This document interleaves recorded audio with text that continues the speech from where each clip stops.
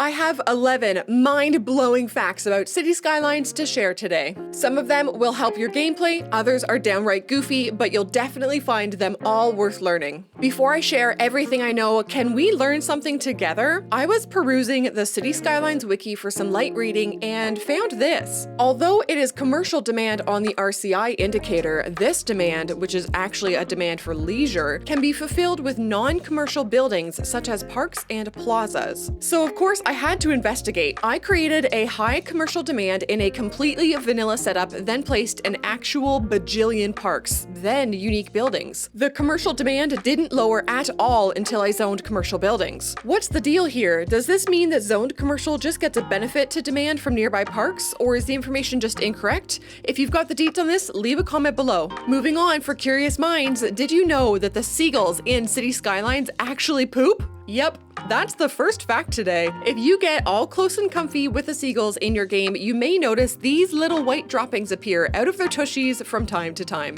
Neat! This next tip is for my vanilla players. The vanilla game will typically prioritize older roads when choosing which roads keep their zoning squares. You can see on screen when I place the second road close to the first road, the second road has few zoning squares. With the Park Life DLC, you can place amusement park buildings in non-amusement park parks and use the even more fun policy to boost the entertainment effect of those buildings. If you don't have any amusement park buildings unlocked, just put down a main gate somewhere, then delete it and you get the first few. Want to learn more little tips like this? Consider subscribing to the channel. You can create a nifty Green Cities-esque effect across your entire city by using a mod like Theme Mixer to force a non-snowfall theme on a snowfall map.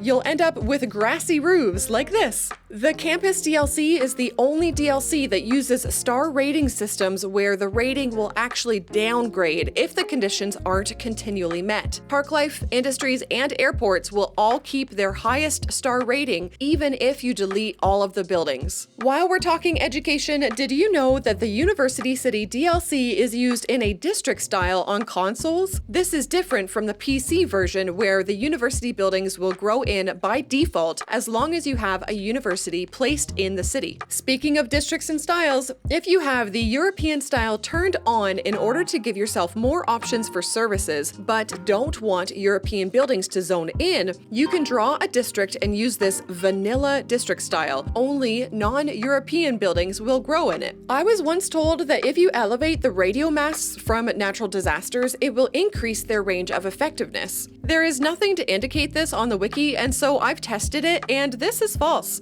Placing the radio mast on a hill or other elevated place does not increase its range, which is, in fact, static. You know what isn't static? Props. When you place them in the vanilla game, even if you zoom all the way in and are extremely careful with your placement, they are set to a specific grid and will pop to it if where you're trying to place doesn't match it. When you go to place a service like fire or police, you see the roads near it turn green. The green roads are showing the effectiveness range of it increasing nearby zonable buildings' happiness, thus helping them level up. It is not indicating the maximum distance that those services will reach or the maximum distance that it will send vehicles to provide its service. Service vehicles will travel completely across the map if there's a building that requires their service and no other options are available. So this monstrosity exists. The chances of a Chirpnado spawning in-game are 0.4% as a part of the Natural Disasters DLC, and it is not destructive like the regular tornado. Instead, any zoned buildings that it flies over will instantly level up. It even has a unique dialogue from the Disasters announcer Lady Duber. There are reports that some sort of bird tornado has touched down in the area, which the media has dubbed Chirpnado.